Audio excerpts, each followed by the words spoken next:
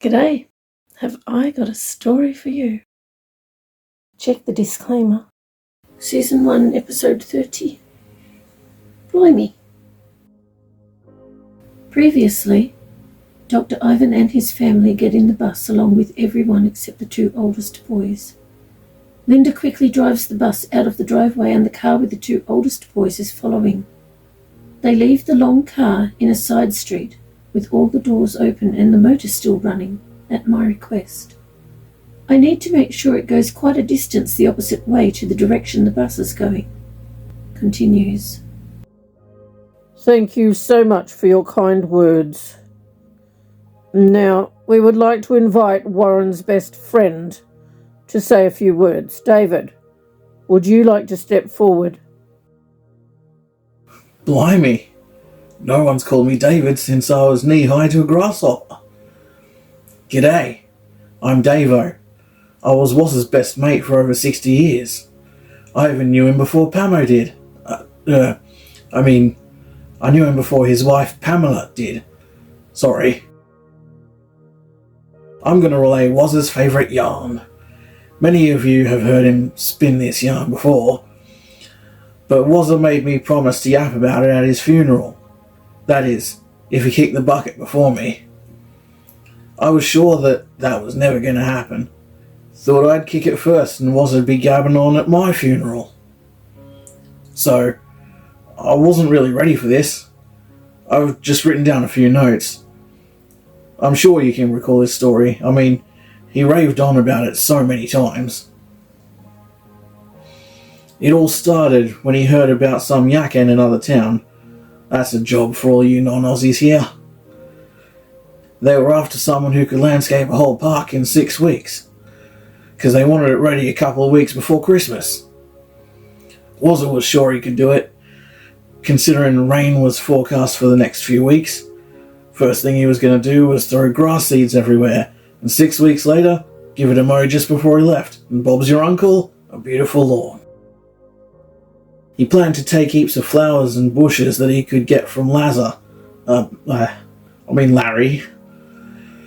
Our mate who used to run the local plant nursery. He used to be known as King of the Weeds. He's sitting in the third row there. Good on you for coming all this way, mate.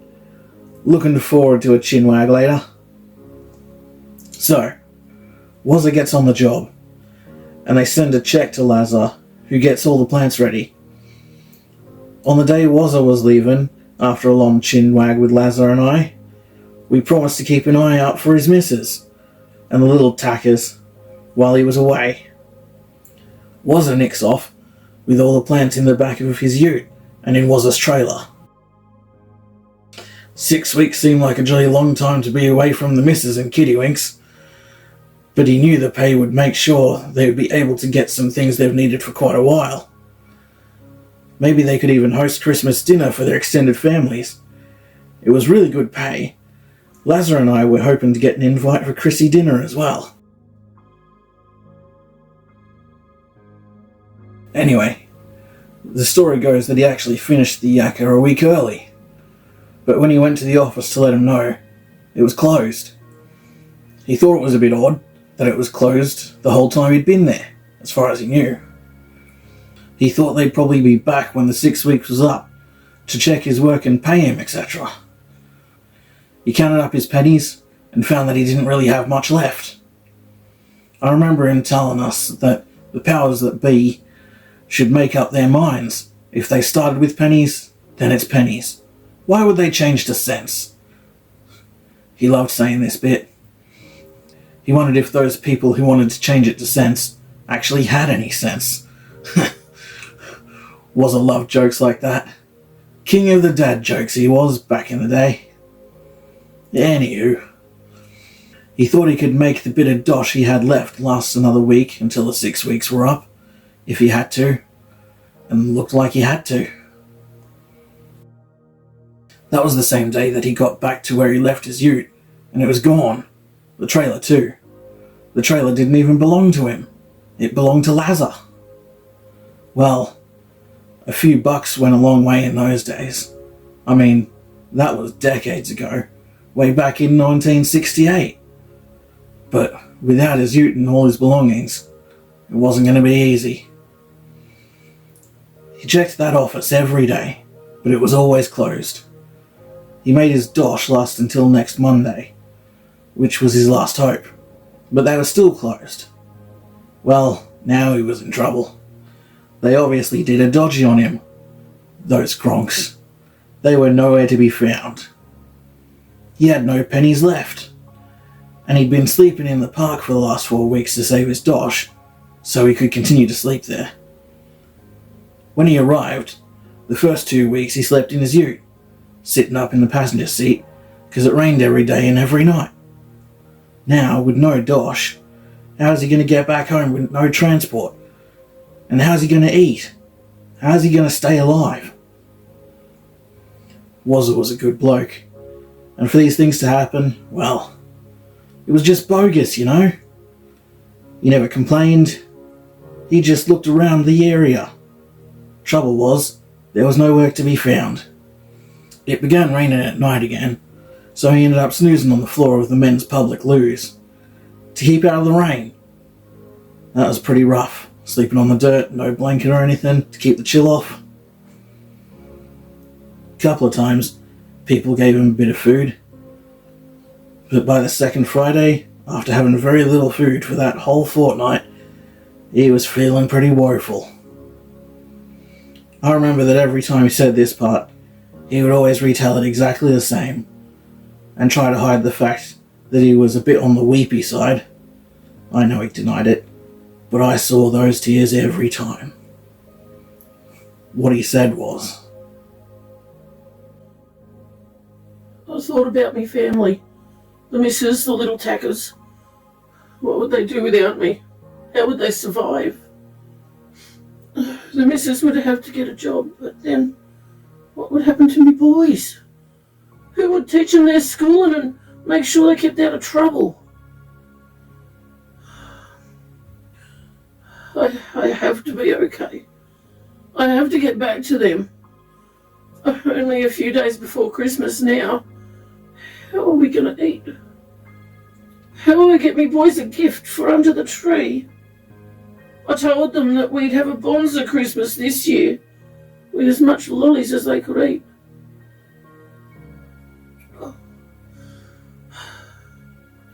I'm feeling real crook, and dizzy too. If I can just find something to eat, I'll be okay, at least for today. I mean, fair income, I think I'm going to cark it.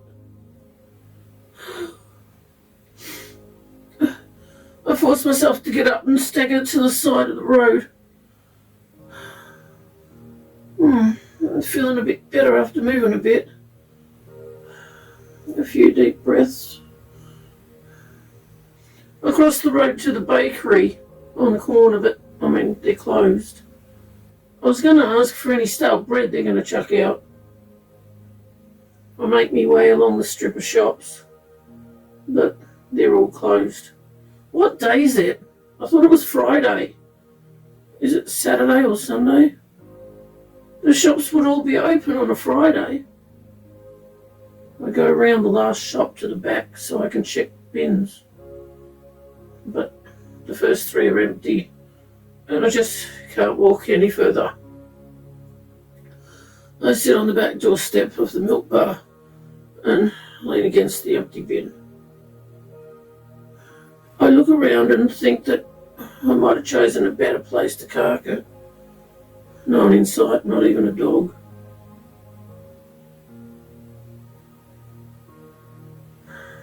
I wake up, surprised I'm still kicking. I can see that hours have passed from the position of the sun. Traded me watch a couple of weeks ago for food. What on earth am I going to do now? I could try going around the front of the shops to see if there's anyone round. I make myself stand and walk, leaning on the buildings. Oh, feeling pretty crook. Again, I just need to sit down. I'll make it to the steps of the first shop, crawling the last few feet. As I fall asleep, I hear that little tacker's voice in my head. Again. Shh. Let me do in peace.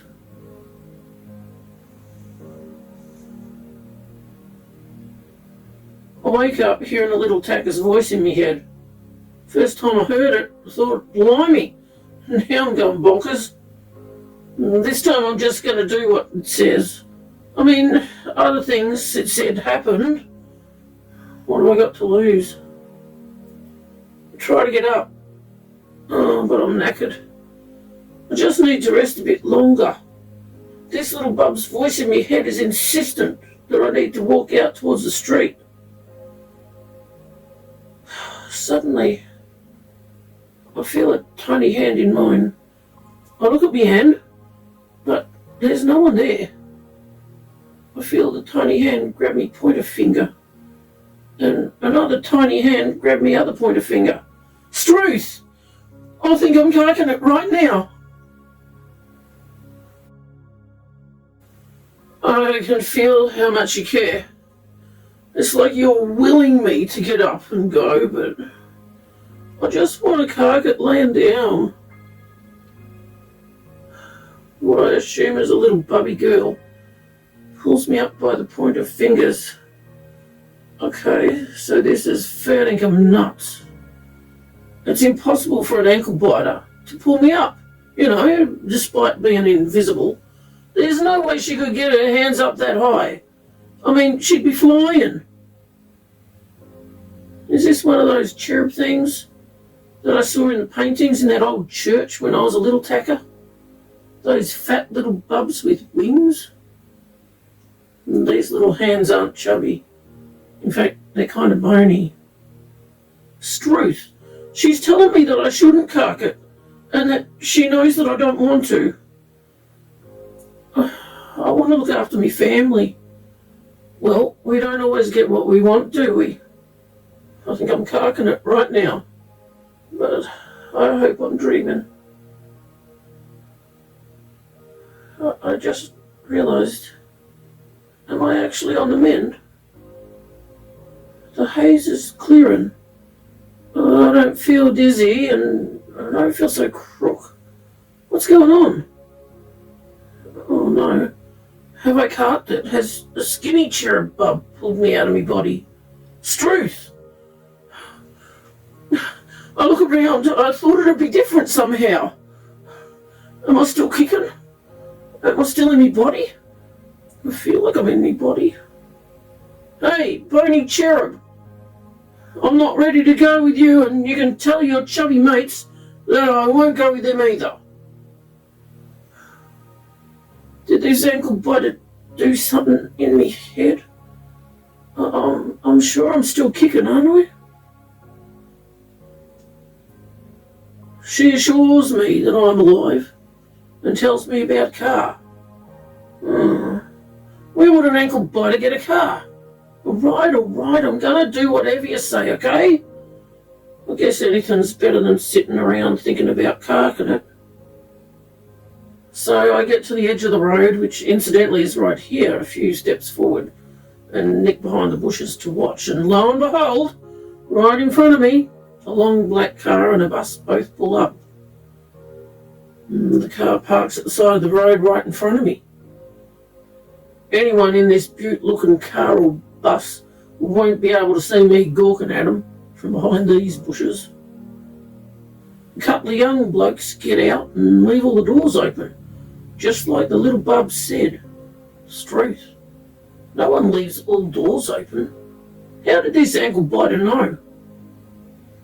The young blokes run and get on the bus. Has been driven by a Sheila. Blimey. That's the first woman bus driver I've ever seen. No wonder that family needs a bus. They got a whole mess of kids in there. So many boys, they could have their own footy team.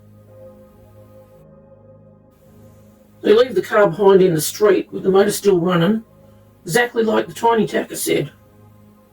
I wonder if there really is food in the back, and clean clothes, and a container of nice hot soapy water. Well, I'm not one to look a gift horse in the mouth, especially when I'm dreaming, so I hobble over and get in the back. Food! After I've filled my face, I feel much better. I hop out and close 3 doors and then hop back in. I have a captain cook at the rest of the stuff and find exactly what the little ankle biter said I would. I remove the lid of a container and there's soapy water in there. It's still very warm.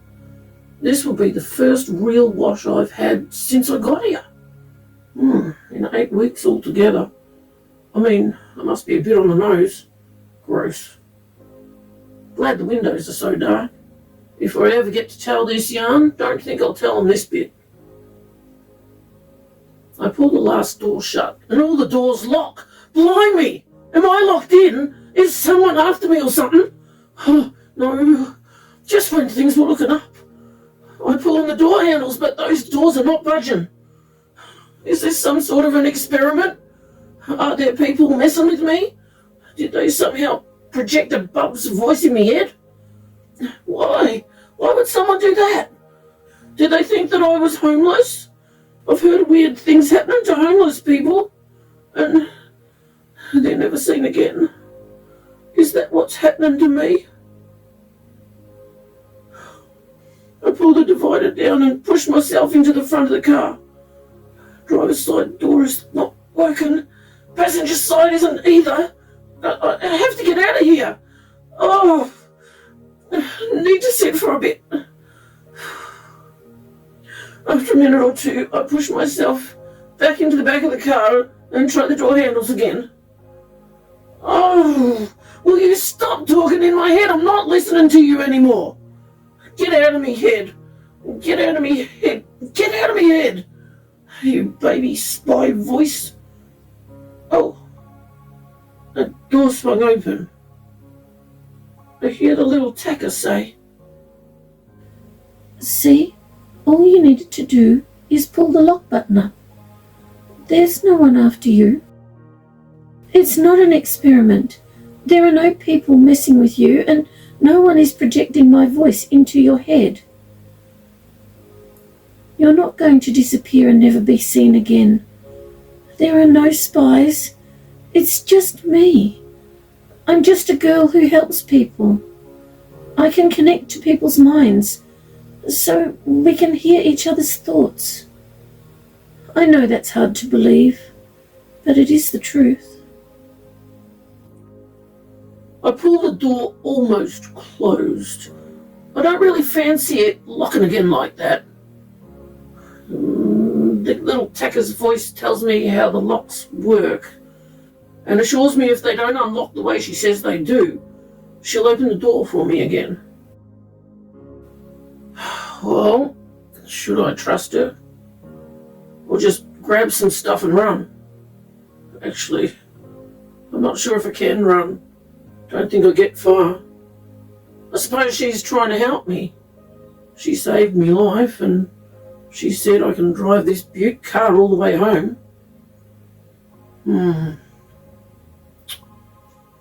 Eventually I pull the door closed again and see the lock buttons pop down automatically. I pull a lock button and it pops up easily. Okay, so feeling a bit safer now. I think I'm going to be okay after all. I'm going to see my family again. I miss them so much. I need a wash. The soapy water is still warm, that's good.